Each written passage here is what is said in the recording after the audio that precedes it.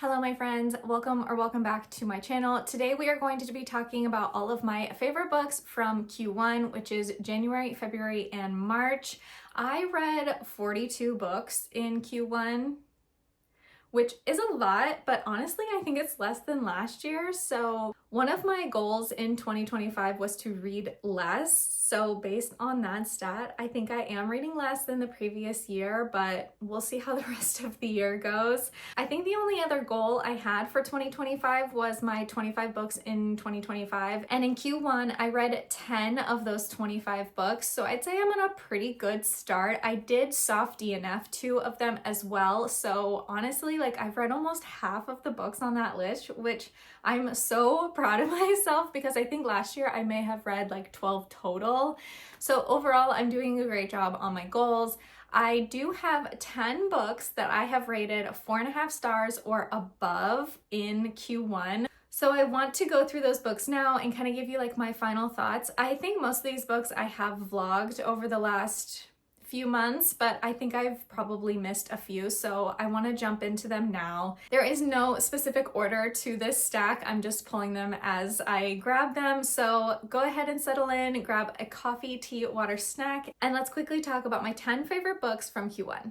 First up, we have First Time Caller by B.K. Borison. This book came out in February, I believe, and I read it on a girls' weekend trip. We all read it together, which was so fun, but this book is kind of like Sleepless in Seattle modern edition. Our MMC runs a radio show about romance, but he doesn't really believe in romance anymore himself.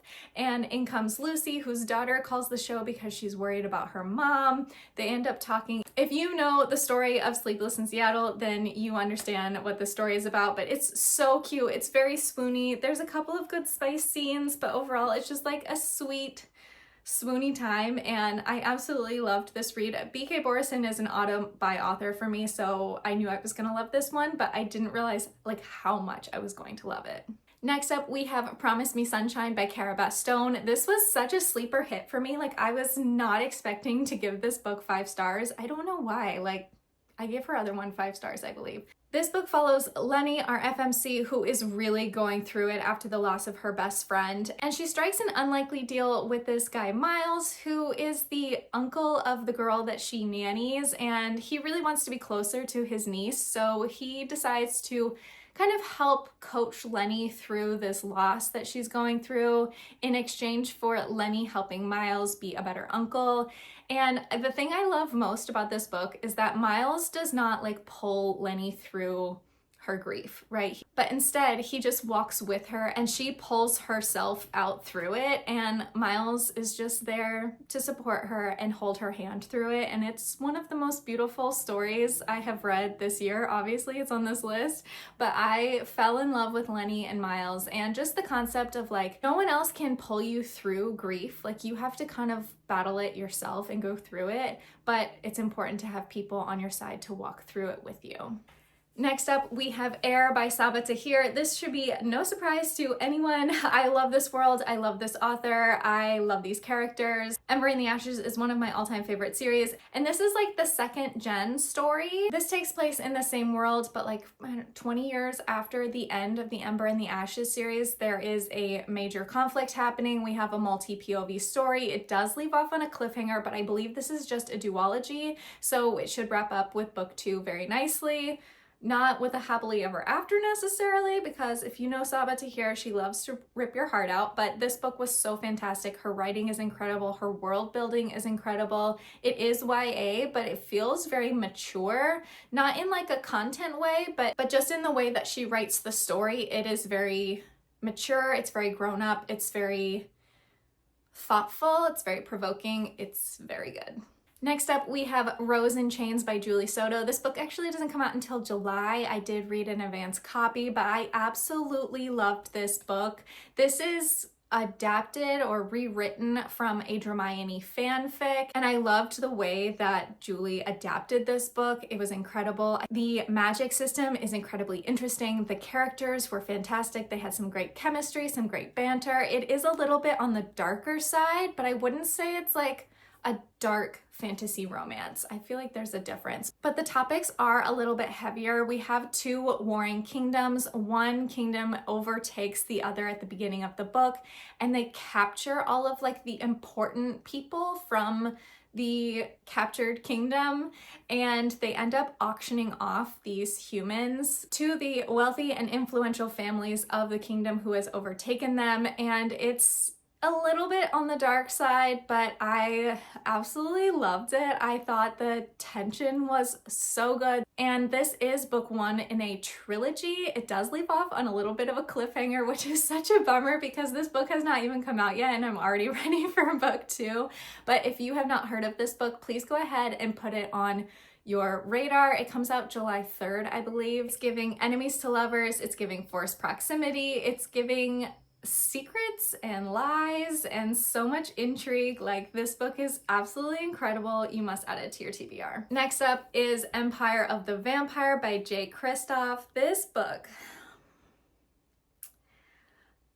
devastating, but also so good. Like, the writing in this book is so incredible. I understand the hype from Jay Kristoff, and I really want to read everything else that he has written. First, I need to start with Empire of the Damned, which is book two. This is the first in a trilogy, I believe, and book three comes out later this year. So I am very excited to pick up book two just in time for book three at the end of the year. This book spans over many years of time. It's a little bit of a time jump as well. We kind of start when our main character is a kid, and then we jump to present time, and then we jump a few years back, and then we jump back to present time. So we're really like time hopping a lot, but I think it adds an element of suspense and tension that is just unparalleled. Like, the way that he draws out the story and drops hints along the way, and then he'll drop like a major bomb on you and you're like, whoa, what is going on? And like, some of it you can predict and some of it you cannot, or I could not. So incredible. The writing is incredible. I think the world building is super interesting. It is a little complicated at times because there are a lot of players, and I did get a little bit confused, but overall, like, I'm so obsessed with the story, and I just think he's an incredible storyteller. Like, some of the best storytelling I have read in a fantasy book in a really long time, and my goal is to read books 2 and 3 later this year. All right, next we have Slapshot by Chelsea Curto. This was also a little bit of a surprise hit for me because I don't usually rate like Kindle Unlimited sports romances or just Kindle Unlimited romances this high in general, but I gave this book 4.5 stars. I am so obsessed with this world. This is actually book 3 in the series, and I read this first. I have since gone back and read book 1, and I'm currently reading book 2 right now because book 4 comes out in May, and I cannot wait to read it. There's just something about these characters. They're so unproblematic as athletes, and I feel like that's kind of rare in a sports romance because typically they're very alpha, they're very like pushy and aggressive, and usually it's in a consensual way. But the thing that I love about this book is they're all so sweet. They are all like genuinely good men, and I love it. Like, I can't stop grinning. I can't stop grinning. I just loved it so much. This book particularly follows our MMC, who is a professional hockey player, and he is in the need of a personal chef. And in steps our FMC, who is a chef, and she has a daughter. This is a slow burn. It's more of like a work romance turned friends to lovers. And they are both really apprehensive about their romance because of her daughter and the fact that she's a single mom, just bringing in like a whole new relationship to her life, as well as from him. He's got some stuff from his past, and he's kind of held back in a lot of ways of like, if I do this, like, this is it for me. And they both kind of feel that way. And I just love like the back and forth and the tension that it causes. And it's just so swoony and sweet. It is spicy. This is not a sweet romance. This is spicy, but it is so good. If you are a sports romance fan, please read this series, the DC Star series. It's so good. It's on Kindle Unlimited, and as I said, book 4 comes out in May, and I believe they're going to be like 7 or 8 books in the series, which I am so excited about. Next up, we have Onyx Storm by Rebecca Yarros. This should not be a surprise to anyone. I know that Fourth Wing is a little controversial. I know that this is not the best writing in a fantasy series ever written. I know that. But this book was pure entertainment. This book had me sobbing. If you know, you know. This book took me on such an adventure. It's got spice, it's got romance, it's got great friendships, it's got political intrigue, it's got fantastical elements, it's got build-up, it's got some devastating moments, it's got surprising moments. Like, this book has it all, and this book is my favorite in the series so far, and I'm so glad because I was a little nervous after Iron Flame. I did not love that book at all, but this book made up for it, absolutely. This is more fantasy forward than romance forward, so I understand why people who are looking for the romance don't necessarily love this book, but for me, like, it checked all of my boxes, and I'm so happy with it. Like, I cannot wait for book 4, and I can't wait to see where Rebecca takes this story, because she's really upping the stakes, she's expanding the world, she's giving us so many hints of like what might happen, and I love that in a book. Like, I just think she took us on the perfect roller coaster, and that ending, I cannot. Like, I still think about it every week. The next book on this list is Deep End by Ali Hazelwood. And wow, another surprise hit on this list. The romances really are surprising me this year. And I think that's because last year I didn't have a ton of like outstanding romances that I loved, but this year is just like banger after banger, which makes me so happy. I'm sure you know about Deep End. This book is set at a university between a swimmer and a diver, and things get a little bit interesting when they discover that they kind of like some of the same things in the bedroom. And it really starts out as like friends with benefits. If they're actually friends, that's debatable, but their romance really does blossom over the course of this story. There are a couple of elements in this book that I don't love, one being the best friend. If you've read it, you probably know. I didn't love how the conflict went about with her towards the end of the book, but overall, like, I had such a good time with these characters. Like, Lucas, excuse me. I love that Ali Hazelwood can write a man who just unequivocally loves his woman, and like, that's it. Like, just period. I love that.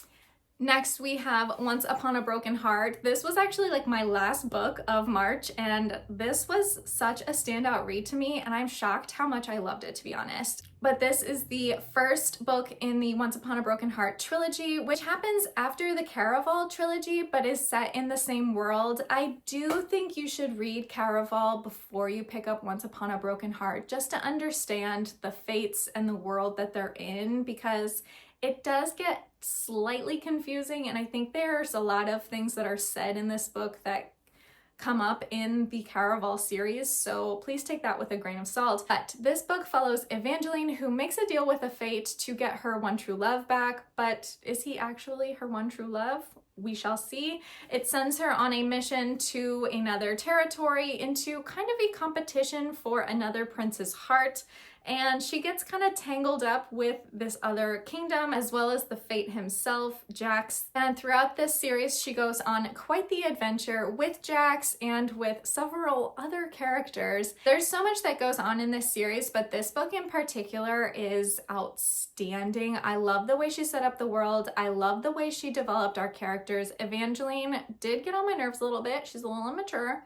But overall, like, this story is incredible. Our little budding romance between Evangeline and Jax really does put you on your toes. And like, I had to wonder if he was actually the love interest in this book for a bit, because they're really giving off the enemies to lovers vibes in this book, but absolutely love it. 5 stars. Please go read this series.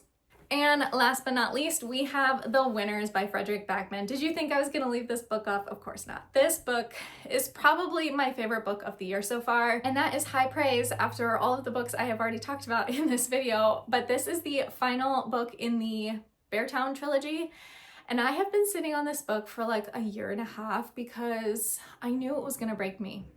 I knew it was, and guess what? It broke me. This book destroyed me.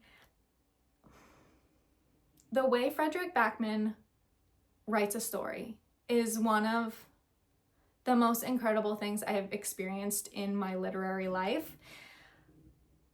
I cannot recommend this series enough. It is heavy, it is a little bit traumatic, it is incredibly sad, but it's also so beautiful and hopeful, if that's even possible. Like, the found family that Frederick Backman writes into the story and the way that the town plays a role in the story is incredible. Before you pick up this series, please do look up trigger warnings because there are a few really big trigger warnings in this book. But if you decide to read this series,